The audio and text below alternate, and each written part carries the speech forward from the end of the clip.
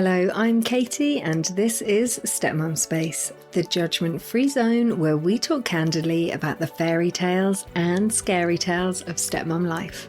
So whether you've been a stepmum for years, you're just starting out, or you want to understand the stepmum in your life a bit better, this is the place for you. Today's episode is a follow-up, and it's a hard one. 4 years ago, Lucy came on the podcast when things were just difficult. 2 stepchildren, a toddler, a baby, rising tensions and behaviour that felt confusing but manageable. Today, the family has really changed. It's fractured. She doesn't see her stepkids, and her husband hasn't seen his daughter for 18 months. Before you continue, I really recommend you listen to part 1, which I've linked in the show notes.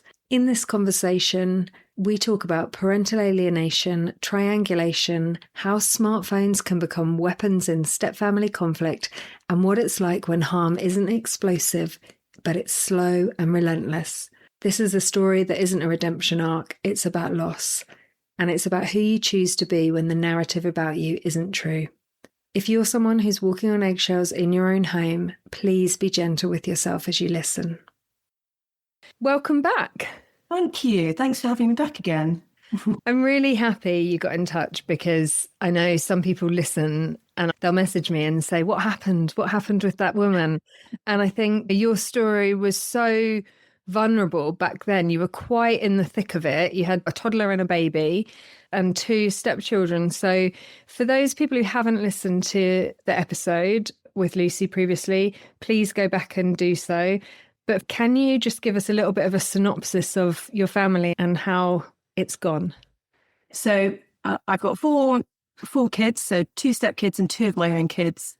My husband and I met about 8 years ago, roughly, and we got together quite quickly. I got pregnant quite quickly. It was all a bit of a whirlwind, and we moved in together basically within about 18 months of meeting. And initially, there was a lot going on because I had a newborn baby. We'd all just moved in together. And then COVID hit probably about 5 or 6 months after my baby was born. And so we were thrown into homeschooling. I was a new mum. We were all figuring out how to live together and, at the very start of establishing our family. Yeah, and for COVID to come along then, I mean, it was hard for everybody, but for you guys with all those news in there as well, and then you've got the new of being so intensely on top of each other. Yeah, we were a bit, but my stepdaughter actually managed amazingly during COVID. She really loved it. She seemed to love being at home. My husband did a lot of the homeschooling. I did a little bit. My stepson found it much harder, much, much harder. And typically for a boy, didn't really know how to talk about it. He was really little at the time.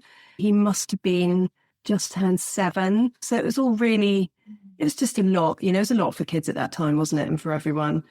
And then we got married in 2022. And I would say the lead up to us getting married was where things started to go a bit wrong or started to get quite tense and difficult, particularly with my stepson. His behaviour changed a bit. He's always been really close with my husband. They're thick as thieves. They're so bonded and have such a lovely relationship. And I've always had a really nice relationship with my stepdaughter as well. Really enjoyed spending time with her, and we like lots of the same things, and she's really fun-loving and silly and jokey and really kind-hearted. Yeah, she's a really kind-hearted girl.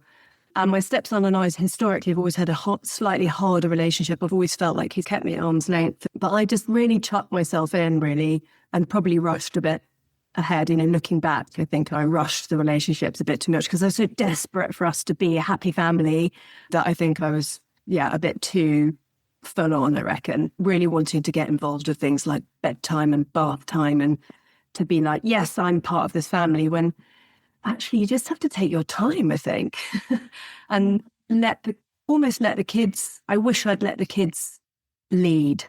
That's definitely something that I think I've learned over the years. And at that time, 2022, when you got married, your stepson must have been about 9 and your stepdaughter? She must have been 10. Yeah, she was 10. Yeah, and I'm not really sure what happened, but my husband would say that really small little grievances were turned into massive issues and massive problems. And I was listening back to one of your episodes you did the other day on triangulation, and that was definitely happening in our household. And I think as a stepmom, sometimes you can see things happening before. You're like the sort of canary in the coal mine. You can see what is happening, but you feel like you can't do anything about it, or you don't know what to do about it. And I could see that there was something that wasn't right, that I couldn't put my finger on what it was. And when you talk about the little grievances being turned into big issues, what sort of things were coming up and how were they becoming big issues? My husband's ex would send us messages, emails about with lists of things that we'd done or got wrong. So it might be something like the kids don't like you have table manners. They don't like you making them eat at the table, or they don't like it that you've got rules around phone use. That's been a huge issue in our house, which I can come on to later, and how they've been used as a weapon in our household. So it would be really little things, or like something that my elderly dad had said, used language in the wrong way to describe his relationship with my stepdaughter to my confused niece at a party. You know, my niece was saying, who is she to you, Grandpa? And I think he said in front of my stepdaughter, oh, she's like a really good friend, and didn't describe her as my step-granddaughter. And I knew that would upset my stepdaughter. I can't remember if I addressed it with her or not to try and reassure her. But that got turned into my husband's ex telling us that my stepkids feel like they're not welcome in my family, which couldn't be further from the truth. And I feel like she has used existing insecurities that the children would ordinarily have in any split family. Am I loved? Do I belong? Does Daddy still love me? Does he love my new siblings more than he loves me? All of those are normal insecurities that we would seek to reassure. I feel like my husband's ex has jumped on those insecurities and made them into wounds, huge wounds that they now believe that we don't love them. They believe that we're not trustworthy. They believe that we're not safe, and that she is the only safe parent. I don't know if that makes sense, but It completely does. And the way you talk about it, it's so powerful, because I know a lot of people experience it.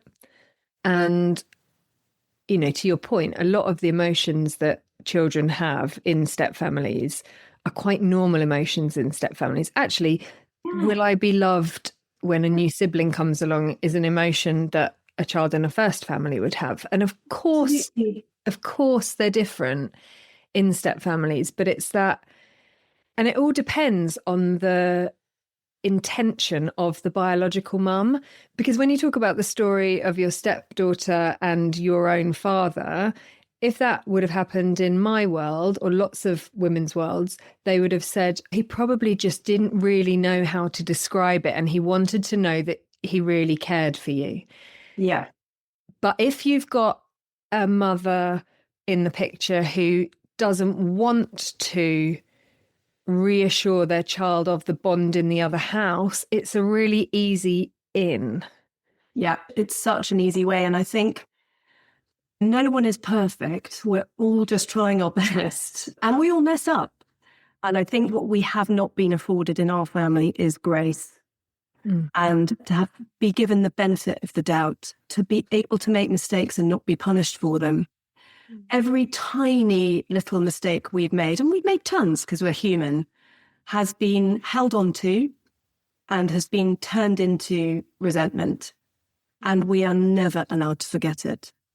We're never allowed to forget our mistakes. And I think to not reassure your child that their father and stepmother love them and adore them and that they belong, they will always belong in both households, is the cruelest thing you can do to a child, is to make them choose who loves them more.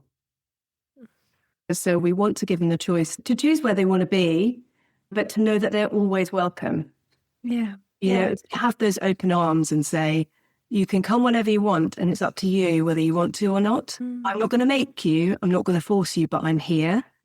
And I think that is something that, circling back to before we got married, I think my husband would say that his ex gave my stepkids the choice to not come to our house. The seed was planted. You don't really have to go to daddy's house if you don't want to. You don't have to do that. And we were so confused at the time because my stepson's behaviour was just really odd, which has carried on through both children, ignoring me, not looking at me, not saying hello to me, not saying goodbye, running out of rooms when I walk into them. I go upstairs, they go downstairs, I'm downstairs, they go upstairs. Secret photographs taken of our home and sent back to their mum, from things with artwork on our walls and bitching about them, to a photograph of my little boy's shoes being sent back to the mum, and the mum saying, oh, he's got all the gear and no idea. You know, he was 2, I think, at the time. It's all really unnecessary. And I think that sort of behaviour we found really hurtful from the children, but we can also see that they haven't had a choice. They've had to feed mummy something in order to satisfy her hatred or her insecurity. Because if they hate us, then they get mummy's love. People listening won't be able to see my face and my utter kind of head being thrown back around the photographs of the house or the little comments about your home or how you live or what your children have. It's honestly, it's pathetic because they're your stepkids' siblings that she's going for. And who does that? Who does that? Who does it? Really? It's horrible. And for you, that sense of photographs going back, people making comments, it's like those things, you always see them on social media and it's like, your life is your canvas, edit it ruthlessly. And you think, well, yeah, until you're a stepmom and you can't kind of say, well, that person is not coming in my house if they're treating me like that. That person is not doing that. No, you're not having a mobile phone if you can't use it apart from to basically be a bitchy, nasty bully. Like, you know, hard for you. Really hard, really hard. And I think for us, really everything changed when my stepkids got phones, because suddenly there was a constant connection with mummy in our house. And we had some basic rules, but I don't think we were firm enough. How old were they at this point? My stepdaughter, I think, got a phone when she was probably 9, smartphone. And my stepson was probably the same age, maybe 9 or 10. But we were not consulted over it. They were given it and they turned up to our house with one. And this was a few years ago. And I think now the story around children and smartphones is, you know, there's a whole conversation around it. But I think at the time we thought, oh, well, there's nothing we can do. And this is what kids get before they go to secondary school. And we'll just monitor it. It was like opening a Pandora's box, and it was like playing whack-a-mole and constantly, you know, things that we were trying to address. We just had 2 really basic rules, which were no phones at the table when we're eating, and you can't have your phone in your room overnight. And that was it. But we should have clamped down a lot. The thing is, when you're in that situation, you know that anything that you put in place is going to create a massive fallout. Yeah. And you've already got your partner who's going through some tricky times with his older son, and you've got this dialogue going back through mum's house. So, of course, you guys are on hypervigilance, don't want to rock the boat, want the kids to come, want the kids to be happy. But it stops you using all your instincts of, no, a 9-year-old doesn't need a phone. Because then you'll be seen as the bad person. And not only will you be seen as the bad person, mum's not going to go, well, do you know what? It's up to them what they do in their home, and you're going to have to respect that. I mean, I feel for you a lot on this one. So what happened? I think steadily since sort of 2022. 2023 was okay. And then 24, that was really where the shit hit the fan. So my stepson was actually doing okay and our relationship was all right at that time. But my stepdaughter, having gone from having a really close relationship, I mean, we really enjoyed spending time together. She really clammed up. And I could just tell that something was going on for her, but I just couldn't put my finger on it. And at this point, your little ones were like 5 and 3. Your stepdaughter was 12, so there's quite a lot of hormones undoubtedly going around there. Talk to me a bit about what unfolded with her. I still feel quite confused about it, to be honest. It's because we're still kind of in it a bit. It's difficult to untangle what's happened. But basically her behaviour really just changed and she really clammed up, would spend tons of time in her bedroom. Things that are ordinarily normal for a teenager to do is just over the topness, you know. She wouldn't really share anything with us, whereas historically she had done about her feelings about things. And a few kind of arguments came up about where we lived. We live about 20 minutes away from where her mum lives, and that we could be living on the moon, really, you know, but we only live 20 minutes away. I don't think that's that far, but for them it felt like a massive deal. And was that because she couldn't walk to friends' houses, or what was the reason? I think there was a little bit of that, but it had always been a problem and had been carried on as a resentment that we didn't live in the same town as their mum. There's just a resentment that they just... I think their mum was never able to let go of and carried on feeding. So we do things like say, you know, wait, you have some friends around, it's fine. We can go and collect them and bring them back. You don't have to be here on your own if you want to. Because we noticed that when you get to being a teenager, you want to spend more time with your friends. And we really wanted to facilitate that and help that to happen. And that offer of having her friends over was taken back to her mum and turned into another grievance. So the mum would say, she said she doesn't want to have friends over to your house because it's too far away and you keep offering it. And she's really upset about that you keep offering for her to have friends over. It's such mind games. Real mind games. So we were just like, why is that a problem? Just a quick pause here.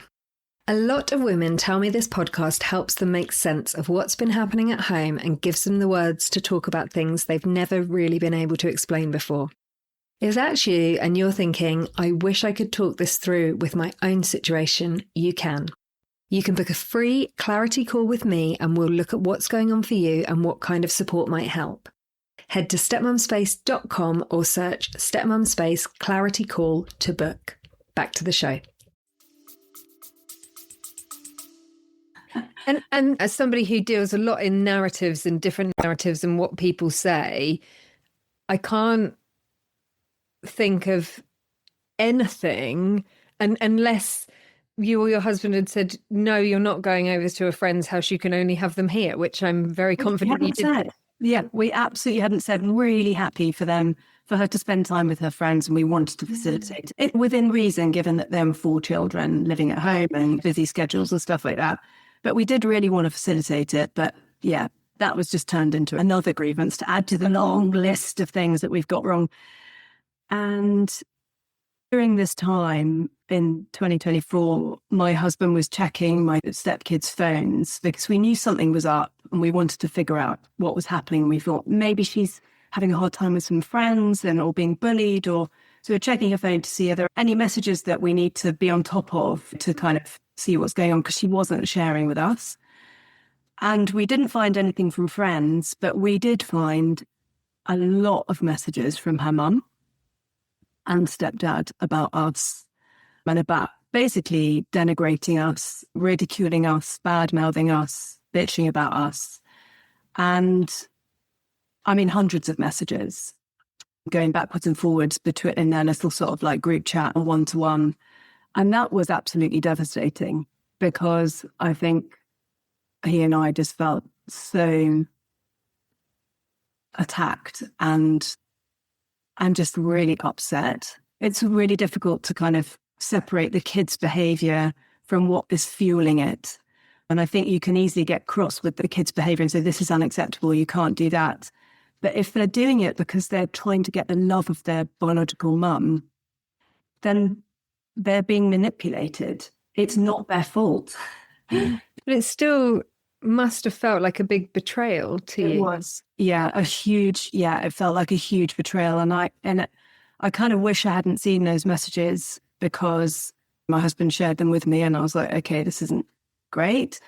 I felt I just couldn't trust my stepkids anymore. I just couldn't, because any normal happy activity was turned into something that was awful and terrible, and we'd had an awful time. Isn't she such a bitch kind of thing. What sort of things did they say? Well, there'd be things like my son's primary school allocation, for example, came up. And it's not even my husband's ex's, it's none of their business. But I wasn't totally happy about which primary school he'd been allocated to. I'd really hoped he'd get into one of the other ones. And, it is what it is and it's fine. And he's really happy now. But I was a bit disappointed at the time. I wasn't devastated, but I was a bit disappointed. And my stepdaughter knew that his school allocation was coming up. I'd been very open about the fact I wanted him to go to a particular school. And my husband was at a football match for my stepson with his ex. And she asked him, "Oh, has your little boy's school allocation come up?" And he said yes, and this is what it is. And then later on that same evening, when my husband got home with my stepson and my stepdaughter was at home, and he was looking at my stepdaughter's phone, there was a message from the mum to my stepdaughter saying, "Is she devastated about the school allocation?" And we saw that and we're like, my stepdaughter had also asked me about the school allocation, said, "Oh, how do you feel about it?" So I just knew that they'd been talking about it and bitching about it and celebrating the fact that I was upset. It just is so unnecessary. And also none of her business, whatever. It's that level of intrusion into our personal lives where my husband's ex has no place to be prying. Like, why does she care so much?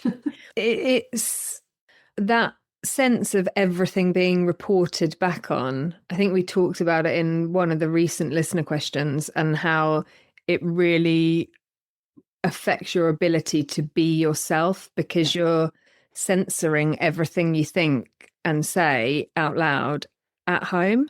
Because it's so subtle, Katie. I find it quite difficult to put my finger on stuff even now. But it would be real subtle messages like, I don't know, we got a bouncy castle for my son's birthday party and spent 100 quid on it or something. And there would be messages about, "Oh, gosh, Daddy spends a lot of money on your little brother's birthdays. Why doesn't he spend that much money on you? Gosh, he's really, really wants to spend lots of money on them and not on you." Or it's like this subtle undermining. I also really hate that from a woman's point of view to another woman, knowing how hard it is for women to earn equal money and knowing how many of the women who come on this podcast who I work with in coaching who are independent career women who earn their own income, who spend on their own kids as well as their stepkids a lot of the time. But that whole, "Oh, daddy paid for this, daddy paid for that," actually... You get it, actually. It's not daddy. And especially to say that to your daughter when you want to be raising your daughter to think, I can go out and earn my own living and be independent. And I know that's not the point of this podcast, but that attitude of the stepmom being the one who sits around and sponges off the dad bothers me. Yeah, that is annoying, isn't it? Yeah, there'd be other things like grievances about us going on holiday without my stepkids. That's been a massive issue, apparently, that they feel really rejected, that we went away without them. There's no mention of the fact that she went on holiday for multiple years in a row with her new boyfriend and did not take her children with them. The countless Christmases my stepdaughter wanted to spend with her mother and asked, and her mum said, "No, it's not going to happen." It is kind of heartbreaking. I think it's absolutely fine for families to holiday in all their different formats, in all their different guises. But yeah, that was ultimately, according to my husband's ex-wife, is a hugely rejecting thing to do. But yeah, again, no responsibility on her part taken for how she's done exactly the same thing, but for longer periods and over multiple years. I'm interested because obviously it sounds like a deliberate attempt of alienation, but the thing that surprised me that you said just then was she often holidayed without them. She did, yeah. I don't really know her that well, but I know her behaviour very well. I think she's really insecure, but I think she's turned that into manipulative behaviour. She was controlling when my husband was married to her, and she's using the same tactics on her own children now. And that's really sad because then she's going to have really insecure children.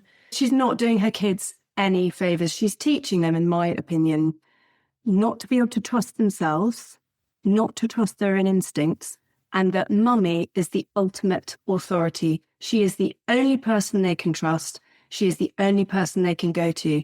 That does not set your children up for success. it means that they're not learning to trust other people and to experiment and try and to learn for themselves. You know, their critical thinking skills are all over they don't have any, I don't think, now, because she has set herself up as a demigod and said, I'm the safe one. I mean, she's called herself, I am my stepson's designated safe parent. So that's what she says about herself. Nothing could be further from the truth. I don't think the kids are really safe with her, but they don't have a choice. And also they won't know. So that whole creation of that unhealthy attachment to the mother doesn't serve the child well in the end. And I've seen this. I know what will happen. The children will end up with attachment issues and dad will be blamed for not being there. Not mum for alienating them. Dad will be blamed. Oh, you should have been a better father. And in no way will mum ever reflect and be like, I alienated my own child from their family. No, she won't. She has never once taken responsibility for anything that she's ever done. And I talked about denigrating messages and ridiculing us and bad-mouthing us. That wasn't just when the kids had phones. That has been going on for years. And if a child repeatedly hears from one parent that the other parent is shit, they absorb that. Also, they've been set up, basically, it's a trap. They have been set up to choose so that they can only choose one parent. That's what I think has happened. And I just think it is the ultimate cruelty. Those kids, they are good kids. They're kind kids. They're loving. They're doing their best. They are trying to survive. And I think what's heartbreaking now is because what's happened is that 18 months ago, we had a family holiday. We went away and my stepdaughter's behaviour had just got to breaking point for me. And I've been like the canary in the mine, shouting from the rooftops to my husband, I cannot cope with this behaviour in my home. We need to do something about it. I can't. I'm at breaking point. You know, I was in weekly counselling, crying my eyes out every week, going, I just don't know what to do. I can't live in my house. I didn't feel like I could parent, because we've got 4 kids together. I wanted them all to be parented in the same way. I did not want there to be a division, but there was beginning to be a division. I was stepping back from my stepkids because I just couldn't really, they weren't looking at me. They were just ignoring me in my own home, which sounds so trivial, but when you're living with it, it's like being bullied in your own home and there's no escape because they're kids and you're the grown-up. It's really difficult to know how to manage it. And I don't think my husband was really stepping up because at the time he was terrified of losing them and them not wanting to come to our house. But to be honest, it was happening anyway. So I think looking back, I'd say, look, if it's happening anyway, you might as well stand on what you believe in and stand up for what you believe in rather than kowtowing. So we went on this family holiday and my stepdaughter's behaviour she just withdrew and withdrew. And we had one evening where we were all sitting down for dinner and I'd made a special dinner that I knew that she loved to try and kind of convince her that I was nice. I'm like, just try so many different things to convince them that you're a lovely family and, we're having a nice time and being like performing monkeys, really. And I'd made this lovely dinner and the kids came and sat down and there was this whole tussle over where everyone was going to sit. It suddenly dawned on me that nobody wanted to sit next to me. My little ones are in bed, so it was just the 4 of us. And I was like, I can't believe this is happening. I just can't believe that nobody wants to sit next to me. How ridiculous. Anyway, we sat down, we kind of ate in silence. It was so tense. My husband and I were sort of chatting, trying to make it light. And it just wasn't light. It was awful, just really tense.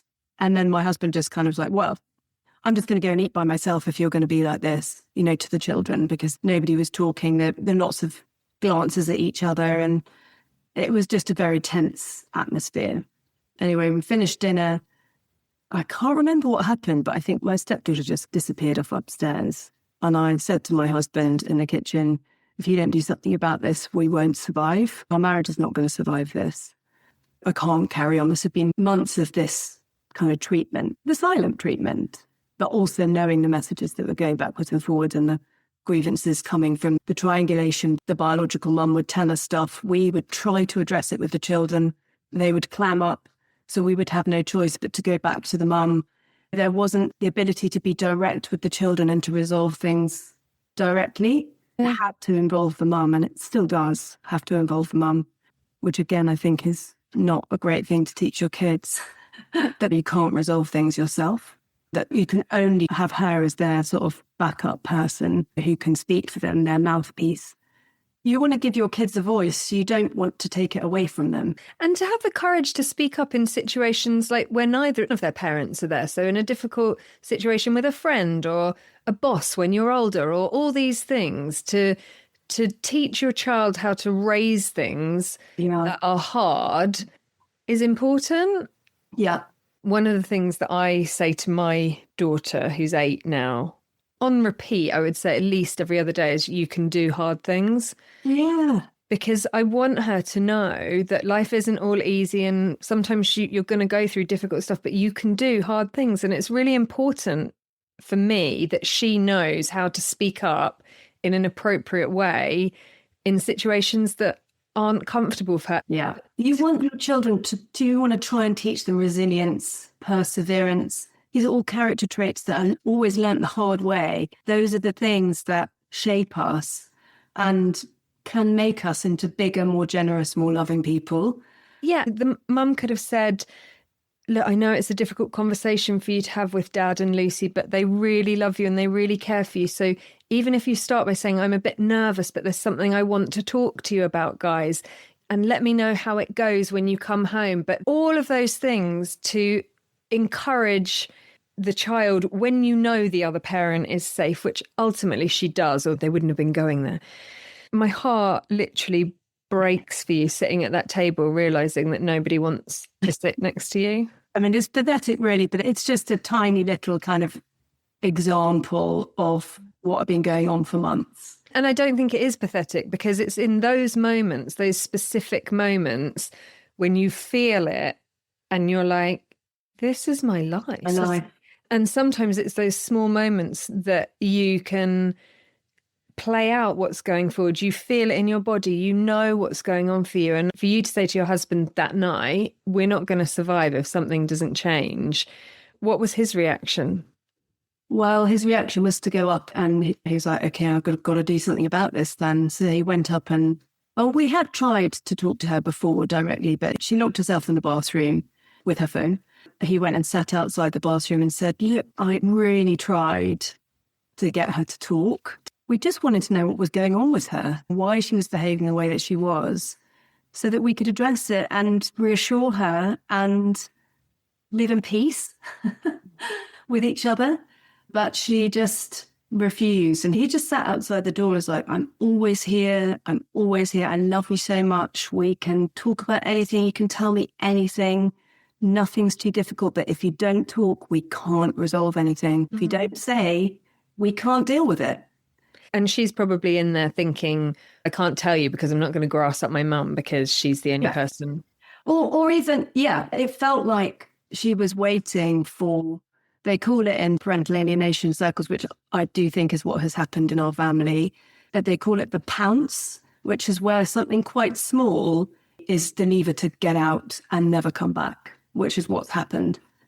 And I think she was also on her phone to her mum probably the whole way through that as well, being coached about what to do or what not to do. Anyway, he was up there for probably about an hour trying to kind of get her to come out and talk, and she didn't. Everybody went to bed, and my husband and I spent by the way, my little children were involved in this as well. My son heard all of this. He was in his bed.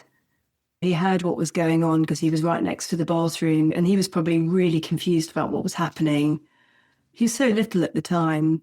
And that night we all went to sleep, but I basically didn't sleep the whole night. And I was just in turmoil, just not knowing what to do. What was happening to our family? It felt like we were falling apart. We were breaking apart, which is devastating really, because I always wanted to have a big family and loved the fact that I had 4 kids and that we were trying our best. I was looking forward to building love and building trust and building a family. Anyway, I had a sleepless night, and I said to my husband probably at about 4 a.m, I'm afraid the kids have got to go back to their mum. I don't know what we're going to do, how we're going to resolve this.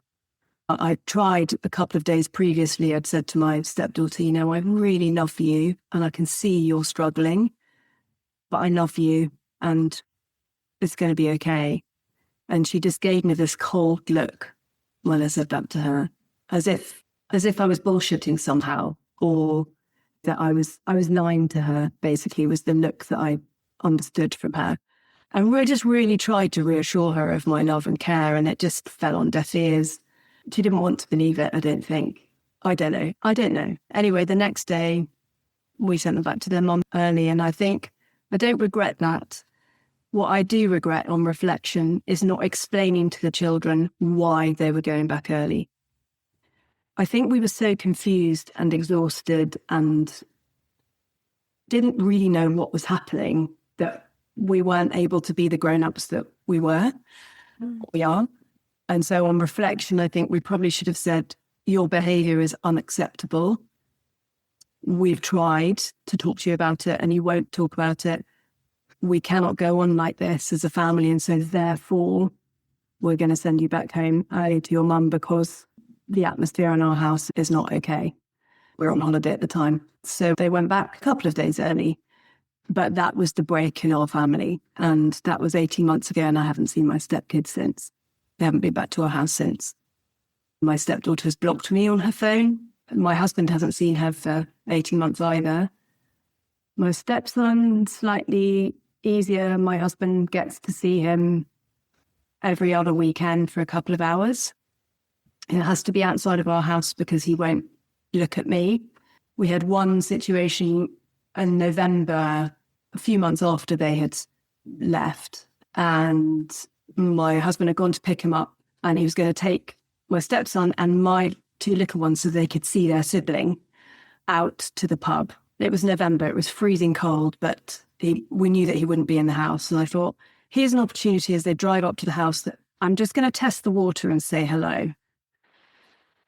At the door, getting my little ones ready.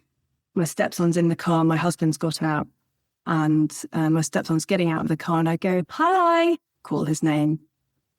No response. Think, oh, maybe he hasn't heard me. So I say, hi again, hi, hiya. Try to be upbeat. No response. I call his name again, and I say, come on, just say hello. He turns his back to me and walks away. And this is in front of my little ones who see all of this, who are so excited to see their brother calling his name, saying, hi. My husband says, come on, just say hello, and then we can go. And he doesn't respond. He just stands there with his back to me. I was so upset. My kids were upset about that as well. And, they've been badly affected by that too. Because they were confused. Like, why isn't my brother saying hello to mummy? They were hurt, particularly my son was really hurt. What did you say to him about why? I said, well, they've been so confused about why are our brother and sister not coming back? And we've just said, they're really cross and their mummy won't let them come back. But one day they will, and they love you so much. Because I know they do. They all love each other. And we want to try and preserve and keep that door open to that relationship. But, my kids have now, I think, got used to not having their brother and sister around. But it is a pain. They occasionally get to see my stepson. If I'm out of the house, he will come to our home. As long as there's no crossover of saying hello, we can't really do that. And my in-laws, amazingly, over Christmas time, had all 6 of their grandchildren together. So my nieces, my stepkids and our kids. That's the first time my son and daughter has seen their sister in 18 months. Just bear in mind, my son is 6 and my daughter's 4. And apparently there was a huge hug between my son and my stepdaughter. And when he was leaving, he was blowing her kisses, saying, I love you, I love you, I love you, blowing her kisses, which is actually really upsetting because they love each other so much. And to do this to your children is so cruel. It's so cruel. And I know that that's my own pain, but to see my own children suffer in it as well, although we're doing our best to try and keep our home happy. But yeah, it breaks my heart because they love each other. but they're not allowed to be together. And that's not our choice. That's not something that we have imposed on them, except my husband's ex will say that it is all of our fault. And it's that thing about the power of the parent they're with the most, who they are conditioned to trust the most, will give them the narrative that suits her the best. Of course. And that's the painful thing for you guys, because you know that the narrative that your stepchildren hear isn't the truth. It's not true. I mean, nothing could be further from the truth, but you can't force people to believe things that they don't want to believe. And I suppose our sort of stance now is to focus on what we have got and on our marriage and on our kids. And my husband writes to his kids every week, little letters with pictures. We don't know if they get them or if they even open them or read them. And maybe they get burnt. I don't know. But he does that every single week without fail. He writes to them. And he also waits for his daughter in a car near where their mum lives. So, you know, he said, I'll be here at this time for this long on this date. And he does that on a regular basis and just sits there and waits for her. And in the hope that one day she'll come and knock on the window and say hello. If that is not love, I don't know what is. Offering. I just think it's such a powerful thing to do. I think we're focusing on the things that we can do. And those are the things that we can do. Because she's also blocked my husband on the phone as well, so he can't directly contact her. Yeah, my stepson's not doing well at all. He's not going to school. He's depressed. He's not in good shape. And I think we just don't know how to help him, because we have to go through his mum, and she's not trustworthy. You can't really write it, you know. I can't really believe that this has happened to our family, but it has. You talked about how you were in weekly counselling in the run up to your holiday, and when things were really difficult, and obviously your mental health was not in good shape. And I recognise the deep, deep, deep sadness that still sits within you about this. Yeah. But how are you doing? I would say we're actually doing okay, weirdly. It's like you live with this sort of pain, but it doesn't overwhelm us. I think it really helps to focus on the things that you can do. And I've got a faith, a Christian faith, and not a very strong one, but a bit of a one. I sort of cherry pick a bit. There's a quote in the Bible about what love is. You know, love is patient, love is kind.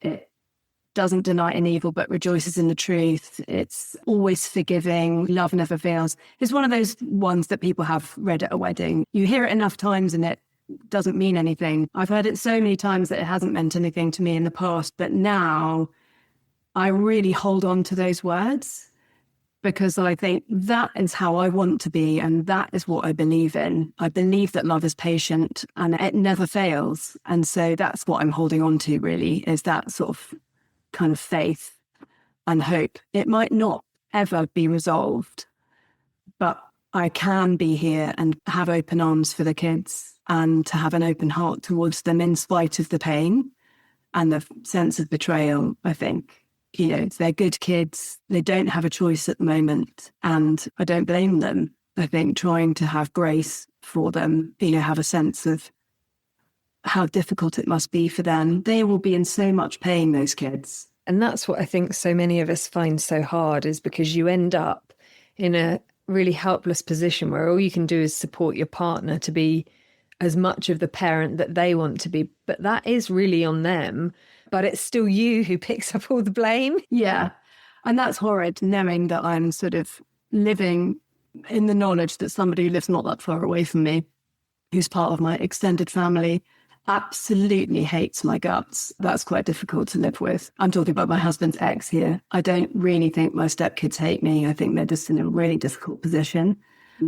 And, you know, I love them. You know, I want our family to be together, but it isn't. So answering your question about how I'm doing now is that I think we're actually doing okay. We try and keep contact with his ex to an absolute minimum if we can, and do what we can to kind of reach out to the kids. And it's just reminding them, you know, we're here. And at the end of the day, it's their choice. And that's quite difficult to live with, knowing that you're not in control of somebody. I mean, I don't want to control them. So I want them to choose freely.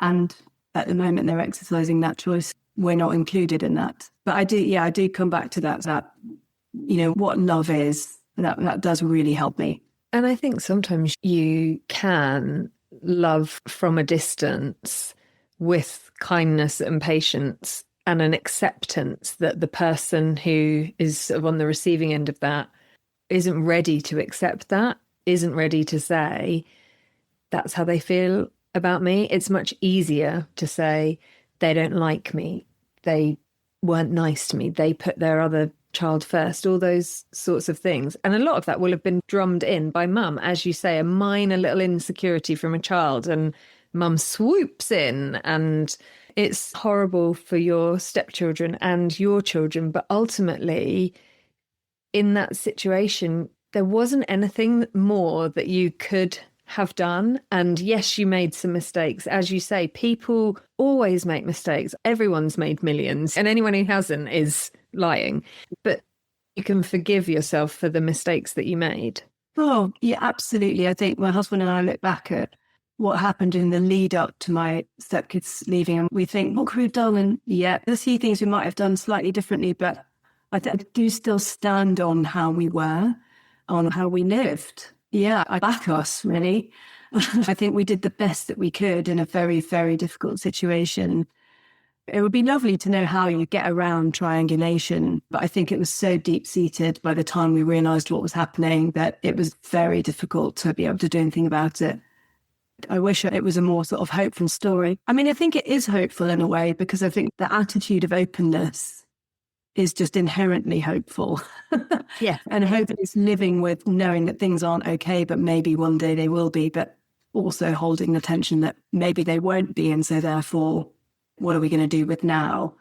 And that's the thing, isn't it? Because as much as you would love to all be one big happy family together, the fact is you're not now. So there's a choice there, right? What do? Well, you get on. You give your other two children the best life you can give them. You give them the love. And it's hard because it's your stepchildren that are missing out.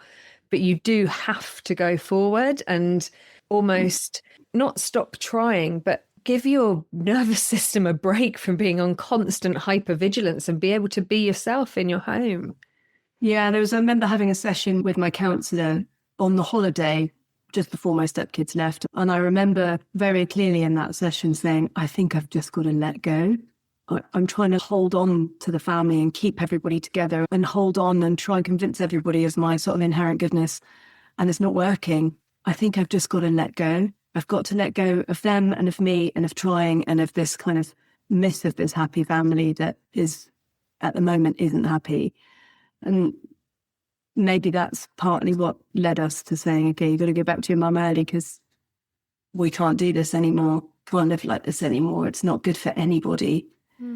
When letting go is really hard though, isn't it? It's easy to say and incredibly difficult to do. I think by the time you get to the point where you are like, my stepkids need to go home from this holiday early because I can't cope anymore, you are at breaking point. I was at breaking point. Yeah, I really was. And at the couple of months after they left, I was really tense, hyper vigilant still, even though the kids weren't with us. I went on a somatic therapy course, one of those body things, which really helped.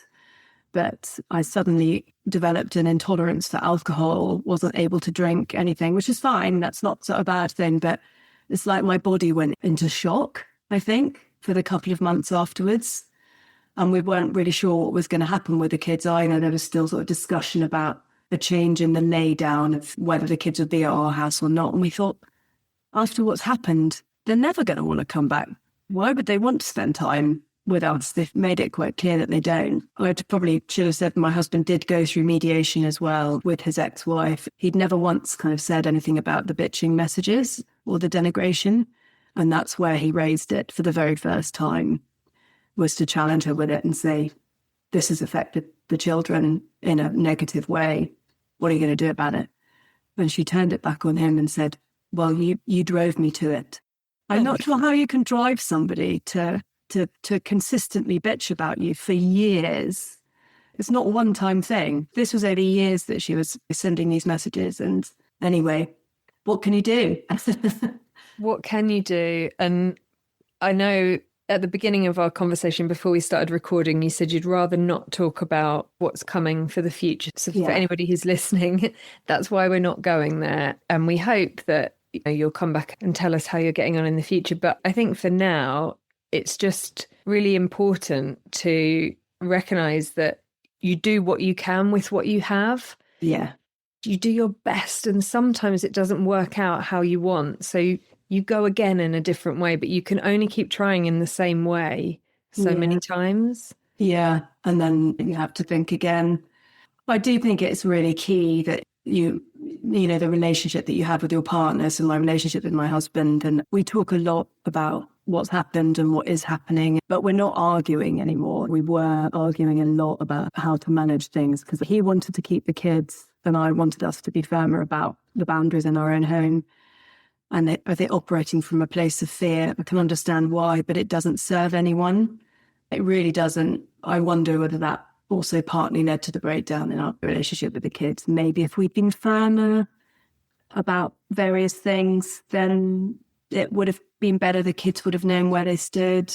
But my husband argues then they would have gone sooner. We might have lost them earlier. We were lucky in some ways to get the years that we have had with them.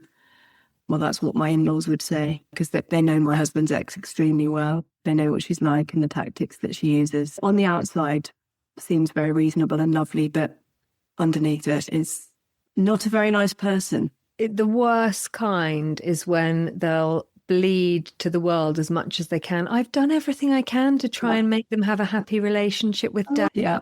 And victim and being the vulnerable person. And, you know, it's not true vulnerability, it's victimhood. I've done everything I could, and it's awful that their fathers rejected them in this way. And, oh, gosh, I can't believe it. I don't know whether people like that actually believe that's true or know how duplicitous and downright evil they're being. I don't know. It'd be fascinating to find out. It's in some ways worse than the mum who goes, I'm not going to let you see the kids. Yeah. Like, you know, because you're really fucking playing with your own children's emotions. And who does that? But she wants people to like her and love her. And if that is your incentive, then you're not going to be straight, are you? You're not going to be direct, because that's too exposing and suddenly everybody sees what you're about. But if you're underhand about it, people might still like you and be on your side. It's mind games. It's a massive head fuck. Well, look, thank you so much for talking to me today. And thank you. It was really lovely to see you and hear a bit more about the journey that you've been on. And I know there will be people listening who are battling with some of this now, or battling with being on the outside and not seeing their stepchildren. I know this will have given other people some comfort. So thank you. Well, I hope so. Yeah. It's been a pleasure. Thanks so much for having me. I want to say a massive thank you to Lucy for her courage and honesty, and for being vulnerable enough to share some of those difficult truths. Her story won't be everyone's stepfamily story, but triangulation, fear-based parenting, the silent treatment, and phone access becoming surveillance are dynamics that are more common than people admit. So if you feel like the villain in someone else's version of events, if you're trying to hold your marriage steady while contact unravels, if you're exhausted from hypervigilance in your own home, you are not alone. If this episode gave you language for something you're living, please share it with someone else who needs it. And if you need structured support on boundaries, alignment, or a calmer nervous system, you'll find workshops, tools, and coaching at stepmumspace.com, where you can also subscribe to be kept up to date with everything going on at Stepmum Space. Thanks for listening. I'll see you next week.